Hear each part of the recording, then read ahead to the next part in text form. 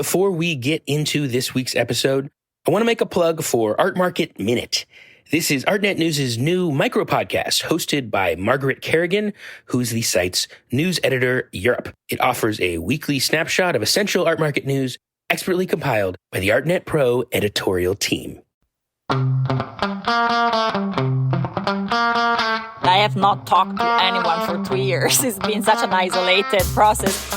But I also realized that maybe because the entire process of my show has been done through the mediation of the screen, the show is actually the opposite. It's extremely material, concrete.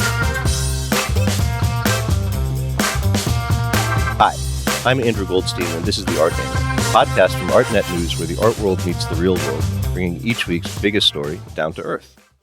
This April, after a punishing 2 years apart during the pandemic, the whole art community will gather together on the magical, watery Isle of Venice for its periodic ritual assessment of what the world's finest artists have been thinking about and making to grapple with our changing world. They call this climactic event the Venice Biennale, and each time it is presided over by a visionary figure whose role it has been to transmute the work of all these artists into a coherent statement about our time. This year, that exalted figure is named Cecilia Alemani. Cecilia is a professional art curator whose day job is curating art for New York's Highline, and the Venice Biennale is just a big exhibition. But at least to me, the show always has an aura of the religious about it, where we get to commune with the biggest and best ideas floating around the globe.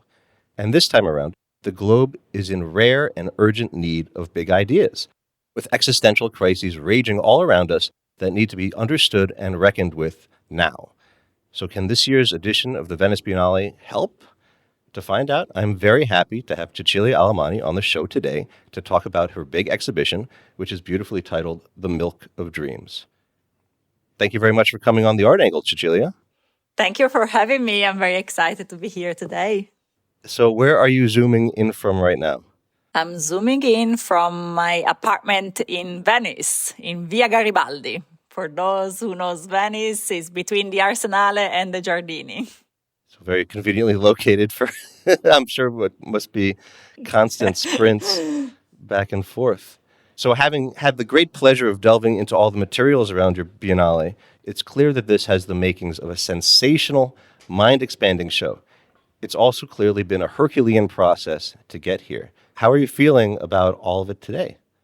Well, I'm feeling pretty good, I've been working on this show for over 2 years, and finally I'm here on site, opening crates, hanging artworks. So it's the best part of this very, very long journey. Of course, I look very much forward to celebrating with you all and with the artists, but installation time is extremely exciting. And, it's been 2 long years of preparations, quite isolated. So finally we're here in person with the artwork. So it's a really effervescent time.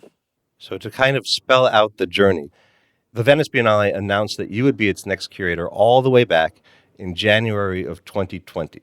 So how did you think that you were going to be able to go about putting the show together, which is already an incredibly ambitious task?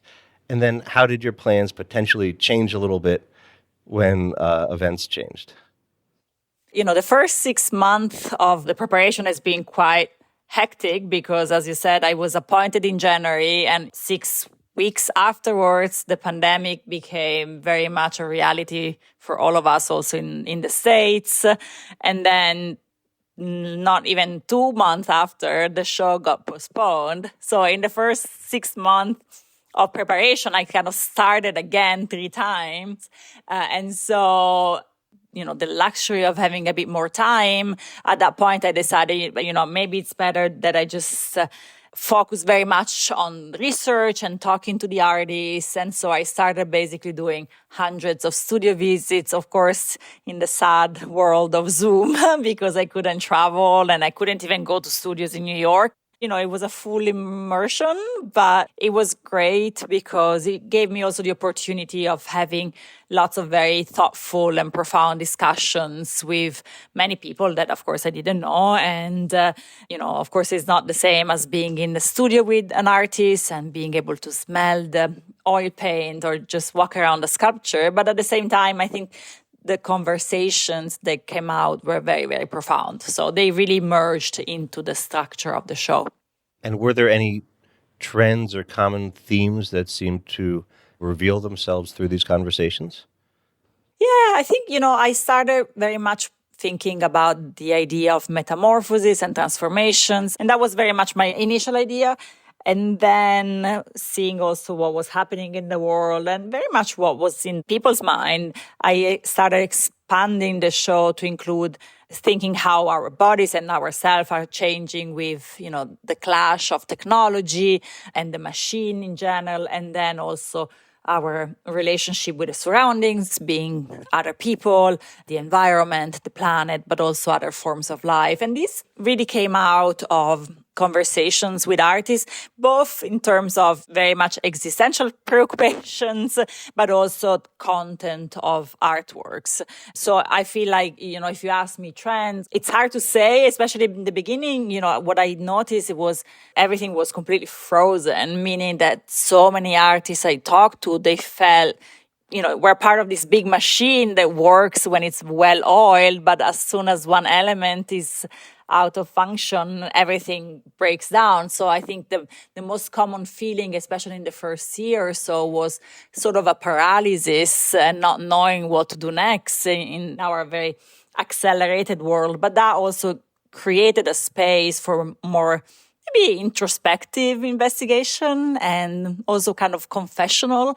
So I think the idea of how our body's changing with the evolution of technology, but also on the other side, can we imagine a different relationship with the surroundings, one that is not of exploitation, but is one of symbiosis or collaboration. And as you're gathering together all of this research data, all of these, clues as to where the artists are going in their work, what did you see as the goal for yourself as the curator of the Venice Biennale? What is the objective in putting a show together? It's a broad objective, and to be honest, it was very much kind of a moving target because for the whole duration of my preparation, I had basically no certainty. I mean, I knew in my heart that this show would happen at some point, but the goal, it's on one side, of course, trying to grasp and represent what I've seen and I met in these past 2 years, which is unique. I mean, it's due to the pandemic. It's not necessarily about the pandemic, but it at least had a very unique genesis. The second goal is also to I try to zoom out from the uber contemporary and try also to create a show that is trans-historical and really tells different stories at the same time and different temporalities. And this, of course, I had more time, so I could do that. It's really hard to do it in just 1 year, which is usually the time that a curator puts together this giant show.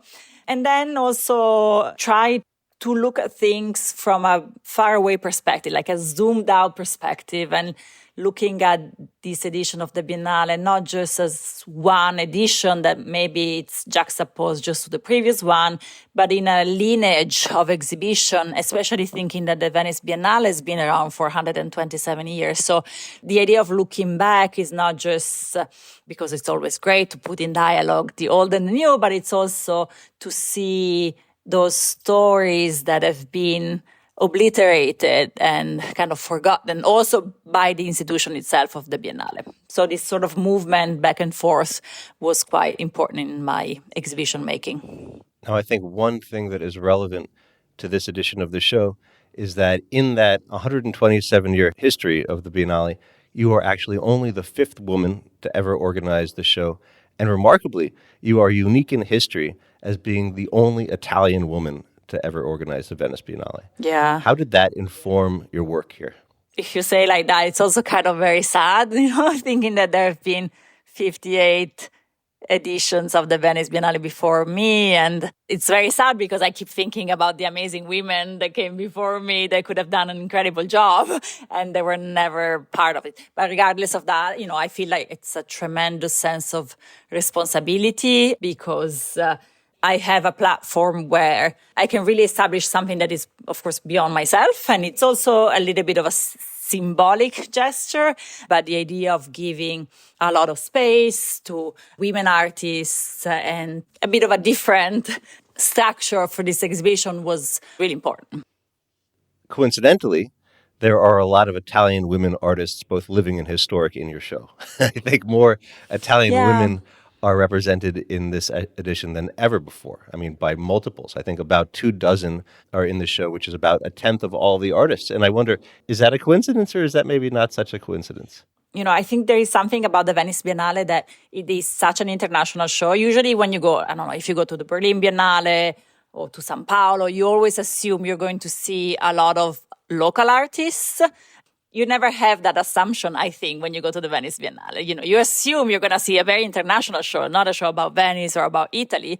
Part of it because it's often being curated by international curators, and some of them have done a good job in including Italian artists. But of course, being Italian, I also felt more responsibility. And, there are incredible artists working in Italy. I think the hardest part for the Italian art scene is that it's really hard for them to leave the country and to kind of have a career abroad. Of course, there are a few exceptions, but we don't have the same structures that exist in other countries in Europe that really support, residencies and program of exchange. So I hope to be able to give them a right amount of space and exposure because they're amazing. And so I want to make sure that the international audience can get to know them.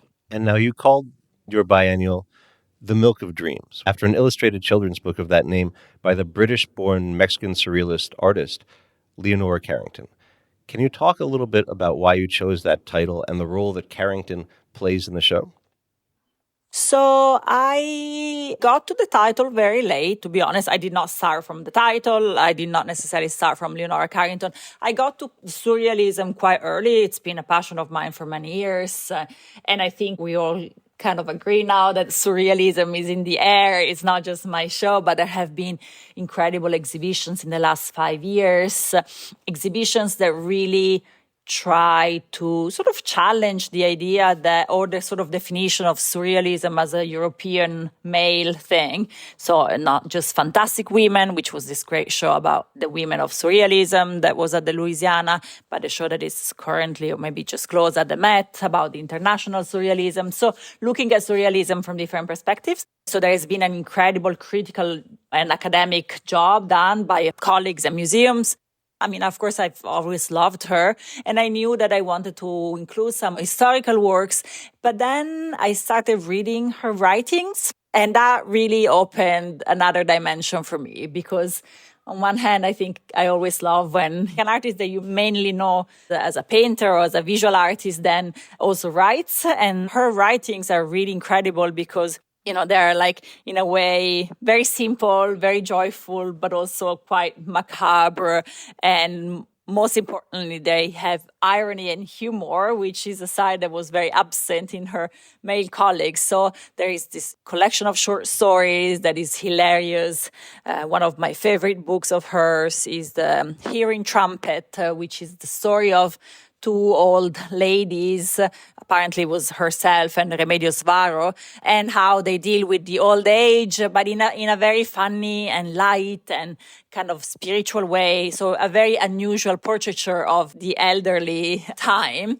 And then I ended up finding this little book of children's story, which I didn't know before. And in a way, everything that I was working on in terms of thinking about metamorphosis, but also thinking about the atmosphere of surrealism or magi, it just came together and it brought everything together in a also very, very simple and very visual way. And so, as I often do, I stole the title from her because I always like titles that are actual titles of things, names of things, and not too conceptual. So that seemed to be perfect, although it kind of opened up for a whole array of different definitions and interpretations that probably tickle everyone's fantasy. And now, of course, surrealism is a movement that took flight almost 100 years ago, give or take. Do you think there are any echoes across history in what our society is going through currently that make this an echo that has some substance to it? To be fully honest, it's not something that I realize when I started working on this. But if you think about it, surrealism, began in 1924, just after the end of the First World War, and in between, of course, the two wars, and had a sort of deep relationship, not just with the war, but also like a movement against totalitarianism and the military. And although, of course, now what I'm saying is very much about what we are living now with the war in Ukraine. But in a way, if you think about the past 6 years with Trump and everything that has been happening, I think you could say that there is a sort of parallel between the two historical moments. And in a way, to me, it's also quite visible in the figure of Leonora Carrington herself. And she was in her 20s when she got close to surrealism in Paris in the mid-30s. And then as a young woman alone, she escaped and she moved to first New York and then Mexico City. And in a way, her attitude probably towards the stereotypes and the cliche that were attributed to her as a beautiful young woman. So she was kind of dealing with the identity and trying to challenge those notions of very stereotypical female identity in a very similar way, I think, of what's happening right now. Of course, because of different causes. So I do think there are lots of echoes and rhymes between the two historical moments.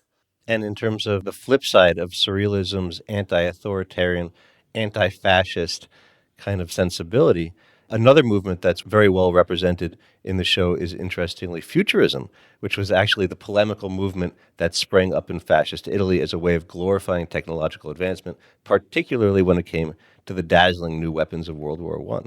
So the futurists included in the show, I think, as is common in other areas, they're all women, like Benedetta Cappa, Giannini Cenci. Why did you decide to bring in these artists? Because as I'm organizing these historical exhibitions, which I'm calling historical capsules, I've been looking less at specific movements and more at content and methodologies. So in one of these presentations, I'm putting together both many female artists from surrealism, but also some futurists, because of course they were active not like 10 years apart or at the same time. And yes, usually futurism is associated, like many other movements of the 20th century, with Marinetti and Balla and, the famous male artists. But there were amazing women working sometimes in the periphery of these movements. And they had also radical visions about gender and identity, which sometimes was conveyed through their artworks, other times through really powerful articles and books and writings. So I wanted to bring them into the show because, especially in this presentation, I'm trying to look at what was the counter-representation of the modern woman in the 1920s and 30s. It's hard to talk about surrealism in Italy. It was very much a futurism, but also futurism that took on magical and occultist terms as well. And it was mainly done by the women artists in the movement. There are a lot of artists of, our time who are also very drawn to technology, to the whiz and bang of technological advancement. And so I wonder, in terms of futurist, how many NFTs are going to be in your exhibition? It's an excellent question because, and this I have to confess, I realized just after the press conference, because you also need to know that I have not talked to anyone for 2 years. It's been such an isolated process. But I also realized that maybe because the entire process of my show has been done through the mediation of the screen, the show is actually the opposite. It's extremely material, concrete. There is no NFT. Of course, there are great films and videos, but I probably stayed far away from all VR, AR, extremely digital experiences because I think what I've missed the most is the physical contact with art and with paintings and sculptures and installations. So it is a show that pulls in the body in a very physical way. So as far as I know, there is no NFTs. You never know. Maybe somebody will bring or will install or will present one. But I think that the investigation of the relationship with technology is very present in the show, but also with very traditional media, like also with paintings and sculptures. So hopefully you'll be able to see that even without crazy screens and digital experiences. I mean, just to make sure that the NFT listeners out there are not too disappointed, I think that community could really benefit from engaging with the art of Vera Molnar, who is in the show and who is the 98-year-old Hungarian living pioneer of generative art, who I think is underappreciated. Yeah, Vera Molnar is an amazing Hungarian artist, and I'm including a number of drawings that she made in the 70s. They were the very, very first drawings made with computers. And so, again, when I talk about the relationship between the body and technology, I don't necessarily mean, again, super, super contemporary technologies, but thinking especially in the 60s and 70s to a group of artists that were confronting themselves with the excitement of having these new incredible machines that were all of a sudden available, and they used them in different ways. Of course, Vera Molnar explored these computer drawings. And by the way, she's going to have also an exhibition as a collateral event in Venice. She's actually doing experimentation with glass, but also thinking of, there is another historical capsule that brings together Italian artists working in the 60s in what was called, of course, programmatic art and kinetic art. So artists that have used the language of abstraction, but not per se, but always not just fascinated by new technologies and new materials like plexiglass and neon and, of course, stainless steel and the reflection, but through the distortion and reflection pulling in the body and creating this sort of membrane and threshold between themselves and another world. So again, thinking of technology not necessarily through the evolution of the medium, but also in a historical way. What were the kind of groundbreaking moments in the 60s and 70s that introduced new languages and made artists very excited about adopting them?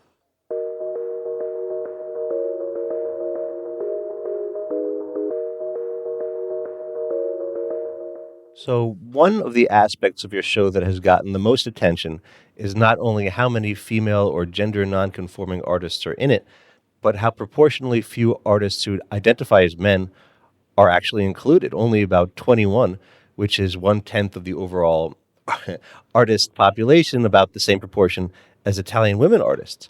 So it reminds me that in Leonora Carrington's work, she often presented women as kind of these fonts of mystical power and wisdom whose powers were only curtailed by the presence of men. And I wonder, was something like that going on in your mind when you were assembling the show? And how did the male-identified artists who you did include, how did they make the cut? Again, it was a process. So I invited the artists that I wanted to work with, many of whom happen to be women. I did not sit down and say, I want to do 90% women and 10% men. I hate numbers and quotes and quotas, but at some point I realized that I had a very big number of women. But then, the time I wanted to invite a man, I invited a man. So there are a few artists that identify as such, but in a way it also became sort of irrelevant. I really wanted to work with the artists I thought were the most talented and that could contribute the most to the exhibition. Things kind of turned a bit more intentional when I started working on these historical capsules that are uniquely focused on women artists. And that is more like a historical kind of look back and trying to not necessarily rewrite history, because I don't have that ambition, but telling those stories that have been, again, obscured, obliterated, forgotten, but they are so relevant, in my opinion, to the artists of today. And I wanted to be able to create this constellation of artworks that I hope when the viewer will see them, they then will see the contemporary artworks that are in the following rooms through different eyes. And I'm not necessarily claiming that one influenced the other or vice versa, but is about this effort also turning back and rereading our past, not as a sort of static and immobile art history, but like reinterpreting also the work, like you said, the futurists with a new lens and a new vision. So always look back to find also new inspirations for the future. I think that one thing I'm always excited about when going to the Biennale is that when you come to a show of this kind of scale and ambition, there are always some artists in the show who kind of stretch the visitors' expectations about what the boundaries of art are and who can count as an artist. And I think there's some interesting ones in your show. So, for instance, can you tell me a little bit about Anna Coleman Ladd? Yeah, Anna Coleman Ladd was an American traditional artist from the beginning of the 20th century. And at the beginning of the First World War, she decided to move to Europe. She moved to France. And she had learned about the studios in England that were helping people that have fought in the war and got hurt and disfigured many times by the war, and help them creating prostheses and like facial masks to sort of re-enter society in a way that, for lack of a better word, more acceptable at the time. And so she did the same. She opened a studio in Paris where she would make these casts and these masks for soldiers whose face was completely disfigured. And so we're showing a number of photographs of her sort of patients, but also like an original mask. I think it was from 1917.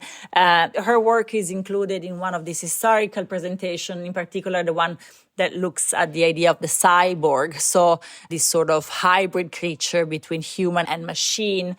And this presentation is very much focused on the early avant-garde, so the like Dada and Bauhaus. So of course, people know that the term cyborg was invented in 1960, but actually the claim of many critics and art historians is that many artists from the Dada and Bauhaus movement really investigated these hybrid creatures that were often female and that really brought together the human and the artificial, often using masks and props and prostheses. And then another artist who's in the show who is much better known for other aspects of her output other than visual art is Josephine Baker. So how did Josephine Baker come into the show? Josephine Baker is in the first capsule, which is more about metamorphosis and surrealism, and brings together a number of artists and cultural figures. You know, she was a dancer that really challenged those cliche and stereotypical notion of the woman seen by their male peer. And so in a way, what she did when she moved to Paris in the 20s was really through also irony, kind of poking a finger to not just the sort of stereotypical vision of femininity, but also of a Black woman, of race in a very colonial time. So I wanted to include that as well. Also thinking, again, it's not necessarily a presentation about surrealism, but what was happening in the same years across, not just France, but also in the United States. And then what about Millie Canavero? She was an Italian, we can call her an artist, but she wasn't a practitioner artist. She was what you would call probably a medium artist. She was a woman that lived in Genoa. We know very little about her, but she made these incredible drawings that look completely geometric, made with tools, but she made them with free hands. And she apparently was possessed when she had these visions and put them on paper. Her work is in one of these historical presentations that look more at the role of language in building a body and vice versa, how artists and individuals have used their body for communicating with other dimensions and other worlds, and with sort of the intention of breaking the linearity of language. When I was going through the artist list and looking up all of the artists, I kept on writing down in my notes, quote, creator of haunting ghostly imagery. And there are quite a few artists in that vein. And there are also quite a few artists in the show who specialize in this kind of sculptural techno-dystopian body horror, like Mira Lee, Ambra Castagnetti, Giulia Cenci, Hannah Levy. I wonder, do you think that there's going to be a strong kind of haunted vibe in the exhibition? You could say that, yeah. It's also like such a big exhibition that there are many different souls of the exhibition, but I think that could be definitely one of the threads. And I think, to me, the show always goes back to the relationship with the body, and sometimes the body is absent. And I think Mireli is a very good example. She's also just here installing. I think there are plenty of artworks and installations that hint at the body, but the body is absent. So hers are machines that evoke sort of the digestive systems of weird creatures, and they really function almost like organism, but you can't recognize what kind of realm they are. Are they humans? Are they animals? Are they like weird bacteria or like machines gone crazy? And that's something that is quite present, especially, let's say, in the second part of the Arsenale, where the temperature of the show becomes a bit more synthetic and artificial and colder, and slowly the sort of more traditional representation of the human body disappears and dissolves in this, also in Julia changing these weird creatures that are casts of hybrid beings and bring together dogs and horses and human faces. So yes, I think there is definitely that line, which also starts with other medium artists that are also from Italy, that are also in this historical capsule, like Palladino, Eusapia Palladino, who were like very, very famous mediums in Italy. They would have seance where like ghostly presence and ectoplasms would appear behind the unlucky or lucky visitor. So yes, there is certainly that. My spine is tingling just thinking about it. I'm really excited. So there's a theory that's been gaining traction called the Gaia hypothesis, which was popularized by Donna Haraway and other thinkers, that all activity on Earth, from humans to animals to nature to technology, is inextricably intertwined and in continual flux, with every aspect fused into every other. Is there something similar that you're proposing in your Biennale with all these transfigurations, these metamorphoses, these syntheses? Yeah. I don't know if I would call it my proposition. I really think it's what I've seen a lot into artists' works in the past few years. And so many artists are portraying a cosmos and a universe that is based on a different relationship between each other. It's a relationship of collaboration and symbiosis, and sometimes cheesily enough, like love and harmony, and not one of hierarchy and exploitation. There are many artists, especially in the first part of the Arsenale, that really explore this sometimes imaginary, sometimes hopeful relationship with nature with a big N. So, for instance, there is an artist from Lithuania called Egle Butitite that shot this very mesmerizing video of a group of young kids lost in a forest of lichen in Lithuania, and really where there is almost no distinction between their body and what surrounds them. And then something else that will happen in that section of the show is many artists that are rediscovering or reinterpreting old myths and mythologies and stories and folk tales from a contemporary perspective. So reintegrating that dimension of myth, not in a sort of nostalgic way, but as a tool to open up different kind of epistemologies and forms of knowledge that are, let's say, not the Western ones. In 2017, you had curated the Italian Pavilion for the Biennale. And I have a very fond memory of that because you actually brought to life one of the most extraordinary art moments that I've ever experienced with Giorgio Andreatto Kahlo's piece that filled this enormous empty warehouse and turned it into a dark reflecting pool, like a vision of the river Styx that leads to the underground. Just totally unforgettable. Can we expect to encounter sublime moments, shocking moments like that in your show? Well, I can't tell you too much, but I think, of course, when you do a pavilion, is a different task because you're really highlighting the work of one or very few artists. In this case, as you know, I have 213 artists, so it's different, but of course I have plenty of space. What's been very helpful for me is that I curated the Italian pavilion back in 2017, which it is the biggest national pavilion in Venice. And I had worked with a part of the team of the Venice Biennale already back then. So that gave me definitely an advantage or a disadvantage, I don't know. So I try to structure the journey through the show, especially in the Arsenale, which is the toughest part, alternating areas and zones of concentration and kind of intimacy with more like broader experiences of maybe you want to call it spectacular pieces or larger pieces, but trying to create a sort of dynamism between inwards and outwards, because the space of the corridoia is quite boring because it's linear and has these columns. So I try to break that both through the capsules and also through the use of other kind of sort of exhibition tools to sort of create a journey that was not that linear, but there will be plenty of spectacular pieces. Like the biggest installations are being built as I speak, because very often they're very dirty. So they have to be built right now before the artworks come in. But yes, there will be hopefully a bit for everyone.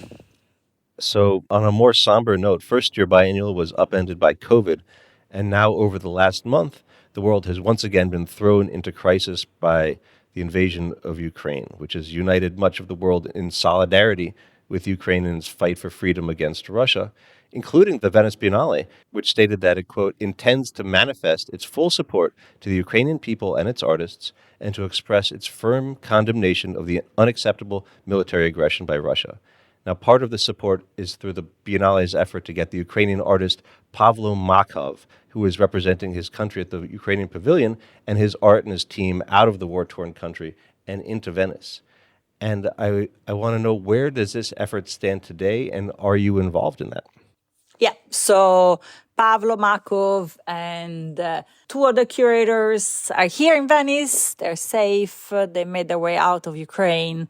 They are installing or about to install. The Biennale has, like many actually other institutions and friends and colleagues, have shown an incredible support. We are helping them with all the sort of practicalities and any kind of help they might need. They managed to take out of Ukraine the major sculptural installation that Pavlo made, but there were a few things that, of course, couldn't make it. So we are helping them, but they're in great shape. I think they're very happy to be here. I'm officially not involved with the pavilions, but of course, I'm doing as much as I can to help them.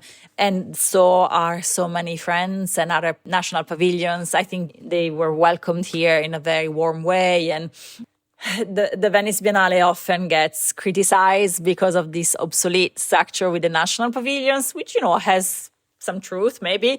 But in a way, sadly, or in situations like the one that we're living for the past 3 weeks, you go from the realm of symbolic to the realm of reality. And so the Biennale becomes also a stage for international diplomacy, and at least to create a platform for conversations and debates that are way beyond art. So, of course, what's happening in Ukraine is absolutely tragic and despicable and really, honestly, completely hard to make you focus on art, because who cares about art when, there are people that are getting bombed.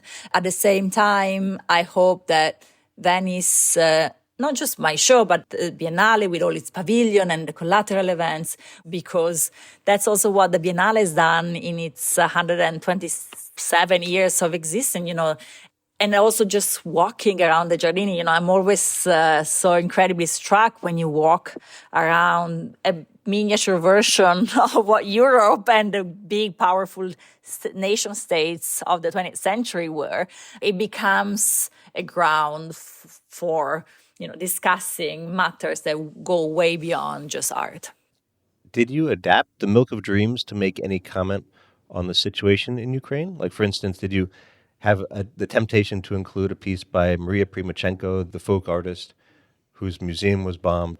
We are working together with the Ukrainian Pavilion and other Ukrainian institutions to create a project or a space of solidarity and of support of Ukrainian art in general, because, of course, it's wonderful that the pavilion can happen, but there is much more that is left out. And God knows when, you'll see in person another artwork by Ukrainian artists, but we hope to support that. So we're working on that and other initiatives. It's very, very fresh. And so we're doing as much as we can. Our priority is still to support the Ukrainian pavilion, and in a way also to be a good partner and listen to what people are asking us, especially people from Ukraine, artists and other colleagues are recommending us, and trying to see what the Biennale can offer in solidarity of the Ukrainian people.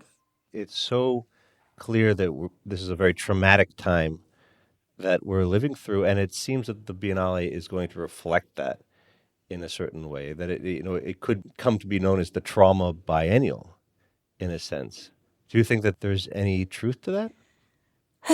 Well, at this point, I don't know anymore, because I'm just waiting for another catastrophe to come on my lap, because it's been quite intense. But you know what? If there is something that I've learned, a couple of years ago, we did this exhibition when the Architecture Biennale was postponed from 2020 to 2021. Basically, the pavilion was empty. So we did this exhibition called the Disquieted Muses, which looked at the archive, because that's the only thing that we had in Venice that we could touch, the archive of the Venice Biennale, which is an amazing archive that has been established in the 20s. And we did a show that looked at the history of the Venice Biennale in those moments in which the Biennale itself kind of clashed with a big history. So looking at the two world wars, looking, of course, at fascism time, at the 68, and in the 70s, there were very political shows. So in a way, I think the strength of the Biennale is that you can tell different stories and you can absorb the traumas of the time, but you can also open up to the future. And I think, one of the biennials that I always refer to is the 1948 Biennale, because it was the first edition after the Second World War. And it was an edition that was incredibly open to new movement, to American art that rarely was exhibited before, to very contemporary production. And at the same time, it did this job of looking back at all those forms of expressions that were completely canceled during the fascist time. So, for instance, Impressionism or Pablo Picasso, who had never shown in Venice until 1948, and he was 67 years old, which is kind of crazy if you think about it. So I think, a show can be both hopeful and also a seismograph of what happened in society. To me, the hardest part is that we're still very much into this traumatic time. It's hard to gain perspective. This has been a very, very long journey for you, years and years of upheaval. And how are you going to relax? I'm going to go in a retreat with no forms of Zoom, technology, phone, because my life in the last 2 years has been really miserable. And I hope, of course, that I can go see art again in person. But my former celebration is no more Zoom, no more computer, because, it got to a very intense point. Well, congratulations. I can't wait to come and see the fruit of all your labor. Thank you very much for coming on the show. Thank you so much for having me, and come see the show. It's up until the end of November, so there is hopefully plenty of time. Well, that's it for this week's episode of The Art Angle. If you like what you heard, you can subscribe to the show on Apple Podcasts, Spotify, or wherever else you get your podcasts. Also, take a moment to rate and review us. It will help other listeners discover what we're doing. The Art Angle is produced by Sonia Manalili, Tim Schneider, and Caroline Goldstein. Thanks for listening, and see you next week.